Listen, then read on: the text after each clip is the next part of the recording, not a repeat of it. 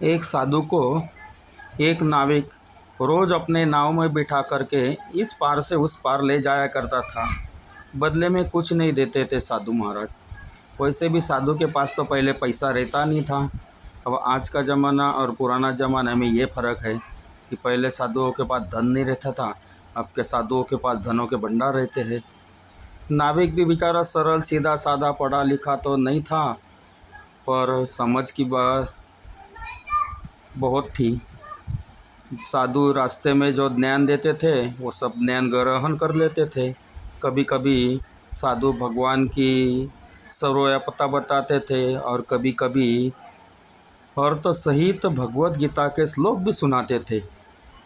नाविक बड़े ध्यान से सुना करते थे और बाबा की बात हृदय में बिठा लिया करते थे। एक दिन ऐसा ही होता है, उस पार उतरने के बाद साधु जी नाविक को अपनी कुटिया में ले जाते हैं और बोलते हैं, वत्स मैंने तो बहुत सारा धन कमाया, इतना धन कमाया कि पूछो मत। पर एक बाद कुदरत की ऐसी आपदा आई, ऐसी आपदा आ गई कि मेरा पूरा परिवार समाप्त हो गया। तब मेरे पास तो वो सारा धन लेकर के तो मैंने यहाँ आ गया है, घर बार वही छोड़ दिया। तब मैं चाहता हूँ कि आप एकदम सीधे साधे लगते हो, इसके लिए मैं ये आपको पूरा धन देना चाहता हूँ। फिर नाविक ने क्या बोला होगा आपके हिसाब से? आपको क्या लगता है कि नाविक ने वो धन लिया होगा या नहीं लिया होगा? किसी को कैसा लगता है? लिया ही होगा, यही लगता है ना सबको। लेकिन नहीं, नाविक ने सीधा बोल दिया बाबा को, बाबा आपने जितने भी मुझे कथा सुनाई, जो भगवान का ज्ञान बताया, वो सब मैं नदी में जब आपको लाता हूँ ना नाव में तैराते हुए, तो मैं सब नदी के अंदर देखता हूँ कि भगवान क्या है। आज मेरे को पता चल गया है, मैं इस धन को लेकर क्या करूँगा? जितना मेरे पास है उतना धन मेरे लिए बहुत है। जिस दिन ये धन मैं लेके जाऊँगा ना, तो मैं आलसी हो जाऊँगा, कुछ काम धंधा नहीं करूँगा। फिर आपको इस तीर से उस तीर कौन ले जाएगा?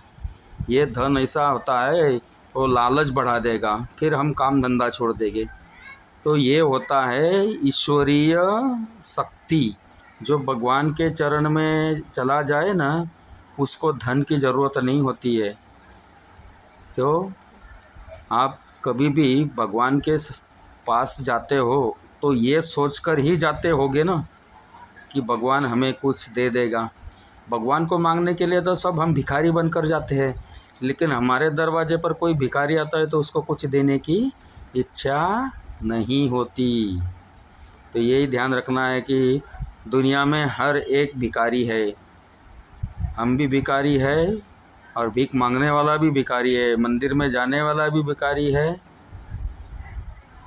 इसीलिए सबको ध्यान रखना है कि नाविक के जैसा बनना है या संत के जैसा रहना है। कथा का सार यही है कि इसमें सबसे बड़ा धनी सुखी कौन था? भगवा पहनने वाला या जिसने भगवा नहीं पहनते हुए संसार के सारे नियमों का पालन करते हुए भी ईश्वरीय ज्ञान प्राप्त किया और धन को दूर रखा। अब अगली कथा का इंतज़ार आपको करना है। जब भी कथा सुनो तब सब्सक्राइब और लाइक ज़रूर करना है, क्योंकि ऐसा करने से अपना चैनल जीवंत रहेगा और आपको नई नई कथा भी सुनने को मिलेगी।